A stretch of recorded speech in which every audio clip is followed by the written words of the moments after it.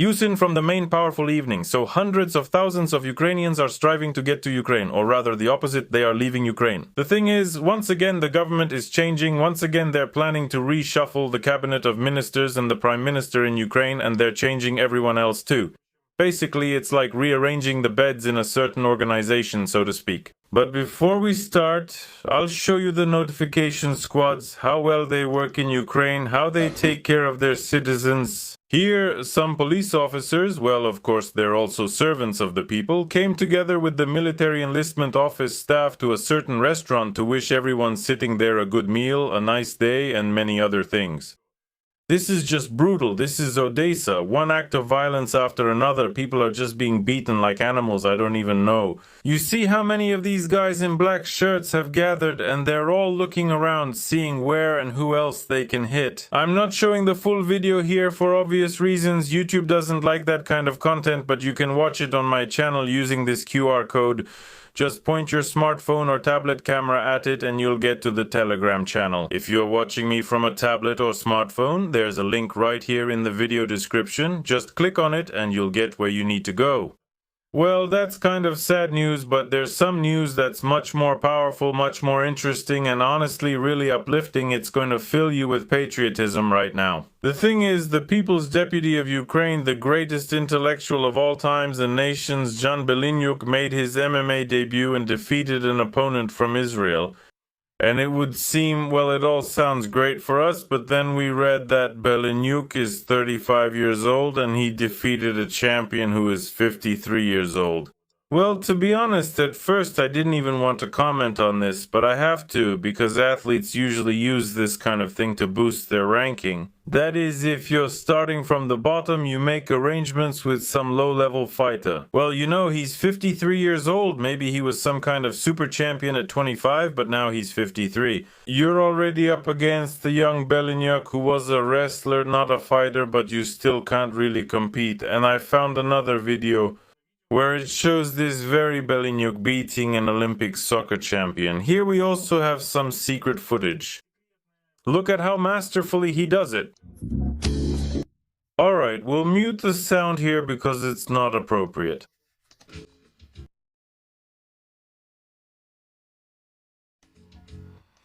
I think you enjoyed this spectacle with me as well. Here they're really outplaying her here. In general, everything is wonderful in this country. Accordingly, in order to see all this with their own eyes, people are actually trying not to come to Ukraine, but to leave Ukraine. Right now, there's a crowd at the border. Obviously, citizens want to stay in another country so that, well, they don't have to see such a powerful fighter, and apparently to run into lawmakers less often in general. Thank you for the subtitles. Maybe it's seasonal, they'll tell me, but we see a line of buses stretching for several, it seems, kilometers. And here it's also shown that people spend many hours in buses and cars that take them from Ukraine to other countries. So there's also something to think about here. What's happening and why? Why are Ukrainians so eager to leave the country? Maybe it's because they're planning some new wars for us here, and here Kostenko is telling us about something like that. It's quite possible that this threat could come after the elections in the Russian Federation, especially if probably few people will be surprised that United Russia wins there again. Or Zelensky in Ukraine, yes, again, few people will be surprised. Honestly, I don't know why they speak so sarcastically about the Russian Federation, where year after year United Russia and Putin win, because in Ukraine the government hasn't changed for 7 years either. It would be different if something changed, even just swapping one thing for another, because at least there'd be some shake-up. There, Zelensky would be replaced by Yermak, Yermak by Zelensky, and these wonderful leaders would just keep swapping places with each other. But no, not even that happens, and that's not even being discussed. Kostenko keeps joking about it, saying, look at how things are over there. Obviously everything is perfect in Ukraine, green grass, swallows flying, and beautiful flowers. Kostenko is smart, and he's talking about how suddenly the Russian Federation, together with Belarus, is planning to open a second front against Ukraine toward Chernihiv. Putin's, but of course for us this is a threat.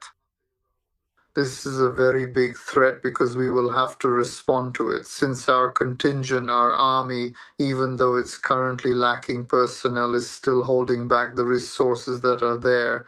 And if Russia increases and starts preparing reserves, of course, our authorities will need to make decisions. Well, that is to further strengthen mobilization. Here, Kostenko is hinting at serious circumstances. When probably it will be necessary to lower the draft age, when it will probably be necessary to call up women. Because, well, you've seen the ways, methods, and technologies they use to notify men on the street. With such methods, soon there will be no one left alive or healthy, and they'll have to bring in someone else. For some reason, this thing with foreign contracts has stalled. When they were offering some foreigners like Nepalese, Bangladeshis, South Americans to join the army in Ukraine, they made some hard-hitting videos for them. I showed them to you a few months ago, but something didn't work out and no one came. Well, maybe there are some, maybe even a few hundred, but when you need tens of thousands or even hundreds of thousands, just a few hundred don't help at all.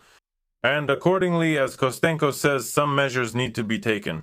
Where are we going to get additional reserves to respond to this? Because right now we have an active front, in fact, the main active one. I'm not counting their localized offensives like in Sumy region, although it's significant, it's not that large scale there. Well, yes, in Veliki they keep capturing villages. I just saw the news today that they captured another one. So it turns out that the small front is kind of moving towards Sumy. Kostenko should probably take care of this issue or be concerned about it. Be concerned. In the Kharkiv region, but the main ones are the Zaporizhia and Donetsk regions. If they form new divisions there now, what are they doing? They are forming, and for example, if they open the Chernihiv front there, and God forbid if they make a deal with Belarus, then of course the forces and resources we have will be far from enough to oppose them. Well, and accordingly, of course, a caste is being formed, a caste of great leaders who don't serve themselves but tell others how they should serve.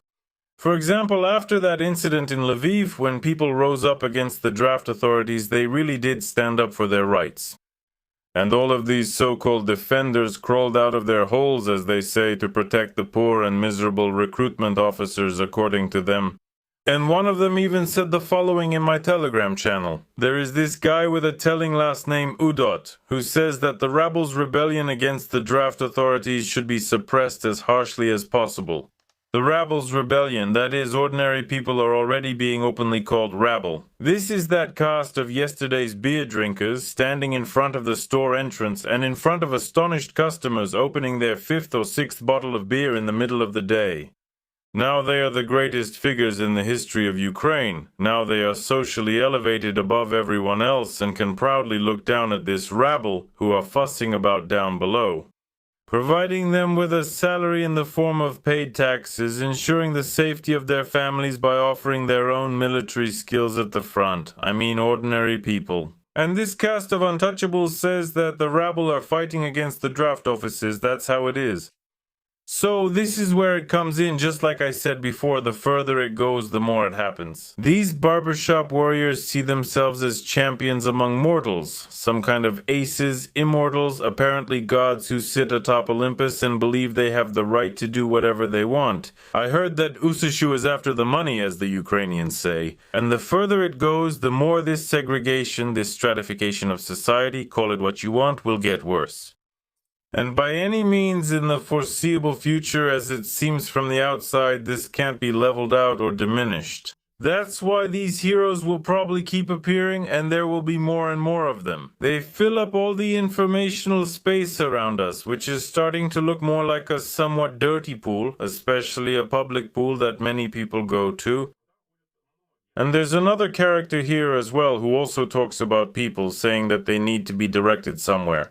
The journalist says, "What are you saying to journalists?" Well, basically, The journalist here asks him something and he answers. it's logical, but personally, I was kind of triggered by how you sort of write off people with addictions as a group that's basically incapable of anything. I mean, a person can be educated and normal. Yes, she had many problems she couldn't handle, leading to her addiction. However, a person can still be... In short, this repeater of DOD's ideas claims that people who have any kind of addiction, whether it's alcohol, drugs, love of power, or anything else, should be sent to the front before anyone else. So, apparently the idea is to, well, In other words, it's not far from the very idea of those camps we read about as kids, were horrified by, and saw all of that. Some people even visited them, apparently. But apparently this idea was in the air, and now it's being realized in the minds of people like that, like the DODs. A pathetic look, right? I respect it when you need to carry out an active assault somewhere. Right? We're not denying we need to launch an assault. Well, yes, the military usually participates physically, unlike those, again, the Udods, if I may use that name. By the way, that's not an insult, it's a last name, as I showed you. Here it is, this is Sergei Udodi. Well, this isn't him, but it's his follower or people, so you could make a party of Udods, I think. That would be interesting. So, just so you know, the look of real people is not an assault, but rather the look of truly genuine people, rather than just two-faced students. Yeah. Well, that's basically what's being said. Maybe from one point of view it's correct, but from another it sounds absolutely brutal. So besides all that, changes are also starting to happen in the government. But it's not like in the comedy movie Wedding in Malinovka, I think, where they said the government is changing again. The government isn't changing here. They're just swapping one useless thing for another, like in that famous picture. I'll show it to you now, where changes are demonstrated during some kind of government reshuffling, let's say. And you can imagine it as a picture like this. The old government, we see how they're sitting, in what order, and the new government. Basically, everything has completely changed. There's a joke about a brothel that's losing customers, and to attract new clients, they decided to rearrange the beds instead of changing anything else. It's still in effect. Honestly, I'm already tired of repeating it, but it just doesn't work any other way. Nothing changes, everything just keeps happening. They swap one person for another, like Fedorova for Sveridenko, then Sveridenko for someone else. In short, Zelensky proposed that Sveridenko head up a new area. Ukraine is restructuring its foreign policy, says Zelensky, and is preparing for personnel changes in the government. Each priority area will be overseen by a separate person. But what will they be responsible for? Separate people were responsible before. It's absolutely impossible to understand this beforehand. Was it some kind of collective responsibility before, and now they've decided to change that and assign each person individually? You're responsible for the restroom in the Verkhovna Rada, you're responsible for the cafeteria, and you're responsible for keeping these floors clean. Well, either way, it turns out they'll be there. Who should be appointed? Well, in short, Zelensky announced that the state is changing its political strategy. A specific person with significant experience will be responsible for each direction, someone capable of implementing what we agree on at the leaders' level and what the Ukrainian people expect. Don't ask how the authorities know what the Ukrainian people expect. I've already gotten completely lost trying to figure out how and why they do anything. But it's obvious that this is accompanied by some kind of upheaval again in the very same thing between the ears of those powerful leaders. There's something going on there. Some kind of electrical activity, and it produces these kinds of excesses, let's say. Well, alright. Then among the directions, the United States is very important. In particular, the agreements on licenses for the production of Patriot systems. Today I saw the news that before 2028, no matter what, we shouldn't expect the Patriots. So it turns out that the person responsible for this area will be getting a salary for 2.5 years before achieving any more or less acceptable results. Of course, he'll have assistants to the assistants, relatives, sons. Well, great, social mobility is working, that's good. The list of priorities also includes the European Union and the movement toward membership. Yes, we're all moving toward membership. Relations with neighbors, first of all with Poland, Hungary, the Middle East and Gulf region, China, and international organizations that influence global decisions. Well, I don't know. Judging by that DOD who talked about people's dependency issues, maybe Alcoholics Anonymous influences something there or someone else. Well, they have already determined that for changes a renewal of the cabinet of ministers is needed, answered and noted the head of state, and thanked Ms. Yulia, Minister Kinya, Prime Minister Kinya, for her clear, stable, and effective work as Prime Minister during years of productive work in Ukraine's team. And Yulia, to lead a new significant direction in relations with a key partner. Maybe something serious will be arranged with Colombia. Well, we'll see.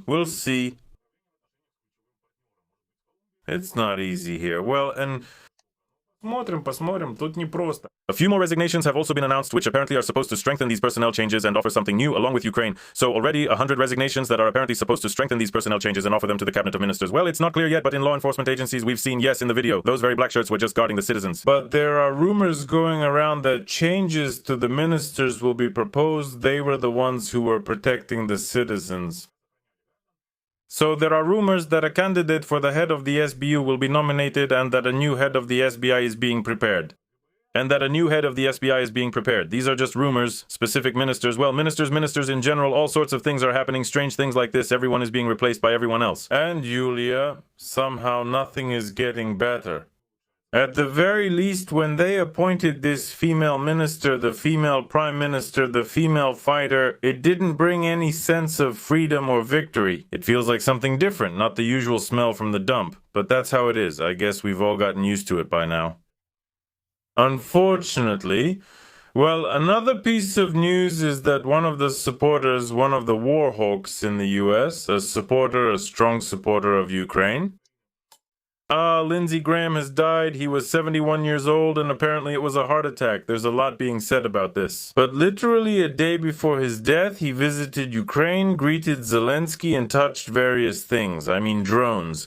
And then suddenly this happened. In short, now all sorts of conspiracy theories will be coming up. Oh boy, there will be a lot going on.